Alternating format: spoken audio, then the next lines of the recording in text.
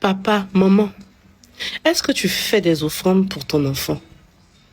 Je te parle pas des offrandes simples qu'on entend parler souvent. Est-ce que tu fais des offrandes spirituelles de destinée pour ton enfant? On t'a appris à prier pour ton enfant. Mais est-ce qu'on t'a appris à payer pour ouvrir ses chemins? Est-ce qu'on t'a appris à payer pour ouvrir sa destinée? Oui, on élève un enfant avec le lait. Mais est-ce que tu sais qu'on élève aussi un enfant avec la lumière que toi, le parent, tu sèmes dans sa vie? Parce que le plus grand héritage du parent, ce n'est pas l'argent. Mais c'est la lumière que toi-même, tu vas déverser sur la vie de cet enfant-là. Je vais te dire une chose, écoute-moi très bien. Le parent est le premier guide spirituel de son enfant. Le parent est le premier portail spirituel de son enfant avant que viennent les prêtres, avant que viennent les imams, avant que viennent les pasteurs, avant que viennent les prophètes. C'est toi le parent qui est le premier guide spirituel de l'enfant. C'est le parent qui transmet à l'enfant les bénédictions.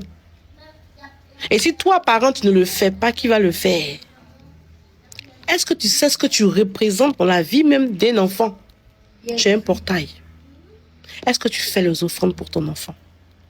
Et quand tu poses une offrande pour ton enfant, ici tu nettoies même ce qu'il a ramené du monde invisible avant de venir sur la terre. Tu nettoies ça. Il y a des dettes karmiques, il y a des pactes anciens, il y a beaucoup de choses qui se sont passées.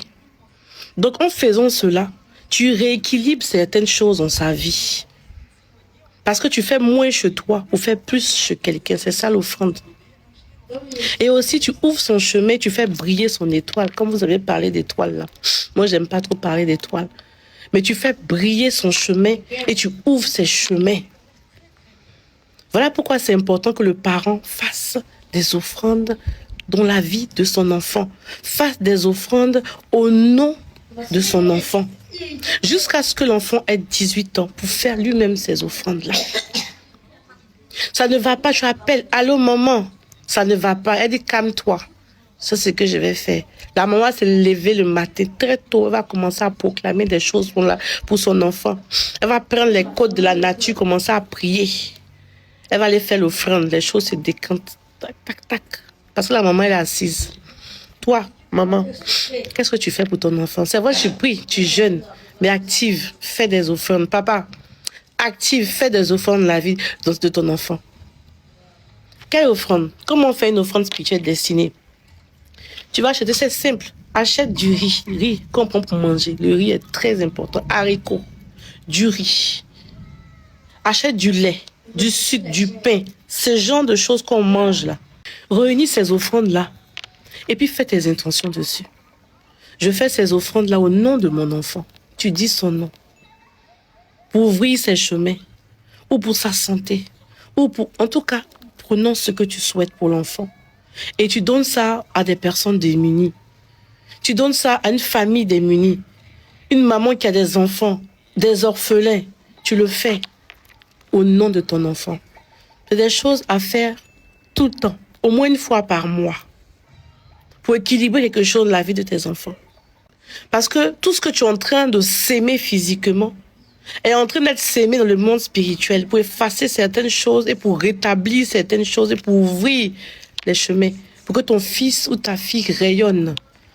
C'est ce que tu dois faire. Donc, c'est mon petit message aujourd'hui. Nous sommes à la fin de l'année. C'est important de faire une offrande pour fermer l'année 2025 et pour ouvrir la nouvelle année 2026. Donc, portez-vous bien, que Dieu vous bénisse. Surtout, les kits des enfants, c'est fini. Il n'y en a plus. Et je suis en train d'essayer de refaire. Donc, ça veut dire que d'ici, puisque c'est le kit des enfants, eux, ils vont pas commencer le 11. Eux, ils vont commencer le 29. Donc, d'ici là, on pourra faire. Donc, ceux qui souhaitent s'inscrire, dès maintenant, inscrivez-vous parce que ce que je vais faire après, c'est fini. Tu t'inscris, on pourra vous le livrer. Alors, portez-vous bien, que Dieu vous garde.